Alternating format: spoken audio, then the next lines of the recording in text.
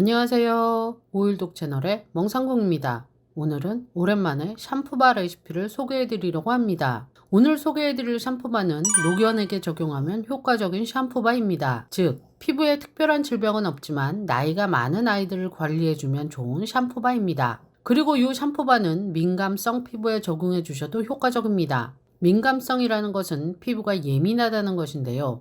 아토피나 지루성, 곰팡이성 등 특정 질병이 없더라도 피부가 예민한 녀석들이라면 오늘 소개해드리는 샴푸바를 사용하시는 것이 더 좋겠습니다. 저는 이 샴푸바를 가지고도 우리 아이들을 목욕시키기도 합니다. 민감성이라는 것은 보통 피부용 샴푸바보다는 좀 더 순하다고도 말할 수 있으니 말입니다. 그럼 오늘의 샴푸바의 재료부터 알아보도록 하겠습니다. 첫 번째 베이스 오일로 코코넛 오일 250g, 팜 오일 250g, 올리브 오일 80g, 마유 40g, 동백 오일 80g, 피마자 오일 50g, 로즈워터는 248g, 가성소다 111g, 첨가물로 시금치 분말 10g, 에센셜 오일로는 로즈우드 5g, 로즈제라늄 5g입니다. 이상입니다. 그럼 각각의 재료들에 대해서 알아보도록 하겠습니다. 코코넛 오일과 팜오일은 그동안 소개해드렸던 내용 보여드리겠습니다.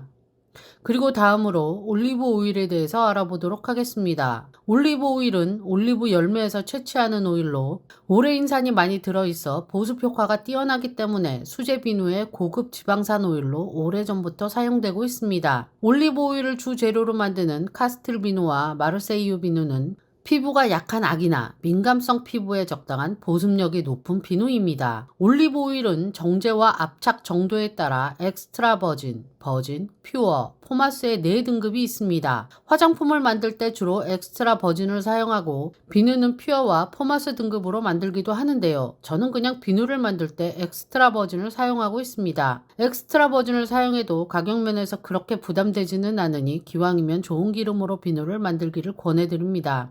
그리고 한 가지 말씀드리면 올리브 오일로 비누를 만들면 트레이스가 천천히 나는 특성이 있으니 이 점도 참고하시기를 바랍니다.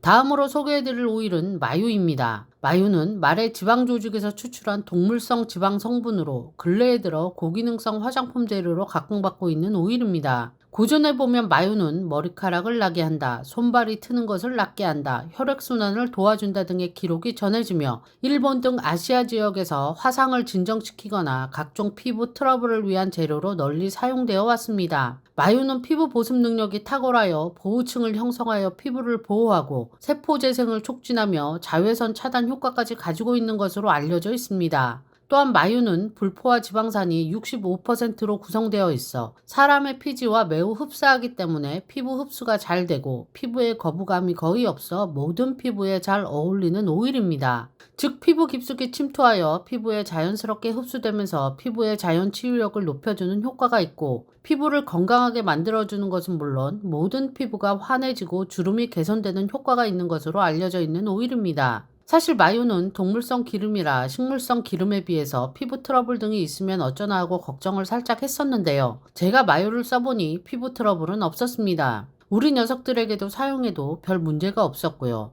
저도 피부가 악건성이라 바디로션이나 기타 크림 등을 만들어서 사용하는 편인데 제가 사용해도 별다른 트러블은 없었습니다. 오히려 피부에 좋다는 느낌이 드는 오일 중에 하나입니다. 마유를 구매하실 때 한 가지 주의사항은 100% 마유를 구입하시기 바랍니다. 어떤 쇼핑몰에서는 마유에 캐리어 오일을 섞어서 판매하는 경우도 있기 때문입니다.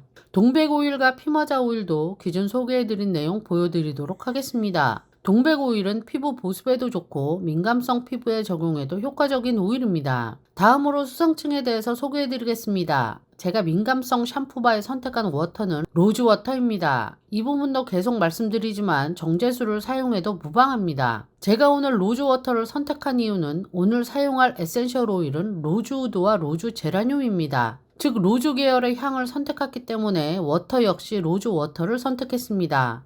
그러므로 수성층은 정제수를 사용하셔도 되고 라벤더 워터 등을 사용하셔도 된다는 점 다시 한번 말씀드립니다. 가성소다는 5% 디스카운트 적용하여 111g을 넣어주시면 됩니다.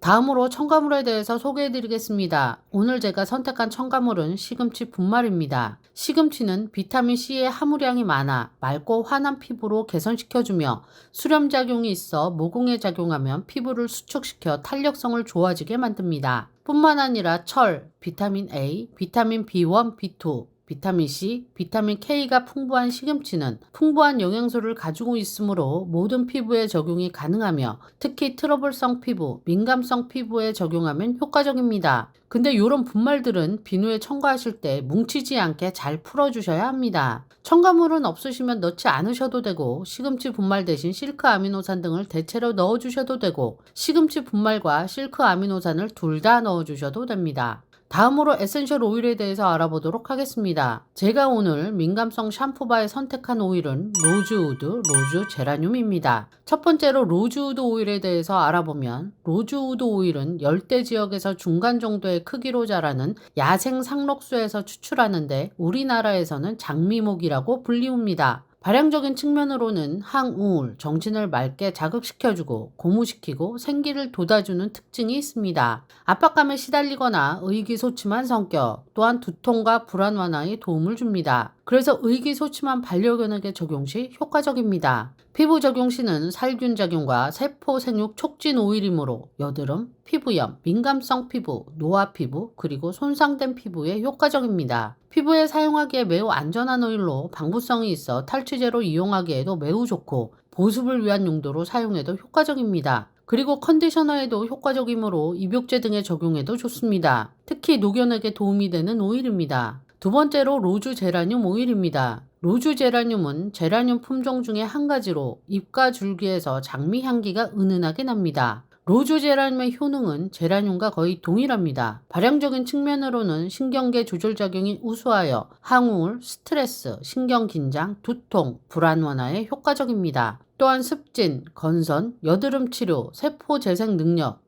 피지 생성을 조절해줍니다. 그리고 제라늄 오일은 대표적인 해충 방지용 오일로 진드기, 옴, 모낭충, 벼룩 등의 해충 기피제로 사용해도 효과적입니다. 이상입니다. 오늘 제가 선택한 오일은 향기적으로는 로즈향을 선택한 것이고 특별히 피부가 나쁘지 않기 때문에 보습과 피지의 균형을 잡아주는 오일들로 선택했습니다. 이상으로 재료들에 대한 소개를 마치도록 하겠습니다. 오늘 역시 샴푸바를 만드는 방법은 소개해드리지 않겠습니다. 그동안 여러 번 소개해드렸는데요. 잘 모르시는 분들은 부가 영상의 CP비누, 저온 숙성비누 알아보기, 제2편 만들기, 숙성시키기 편이나 펫 아로마 테라피 아토피용 샴푸바 제2편 만들어보기 편을 봐주시기를 바랍니다. 이제 날씨가 점점 따뜻해지고 다음 달 정도부터는 샴푸바를 만들기 좋은 계절이 찾아옵니다. 미리 준비하셔서 아이들이 사용할 샴푸바 한번 만들어 보시는 게 어떨까 합니다. 오늘은 이상입니다. 시청해 주셔서 감사합니다.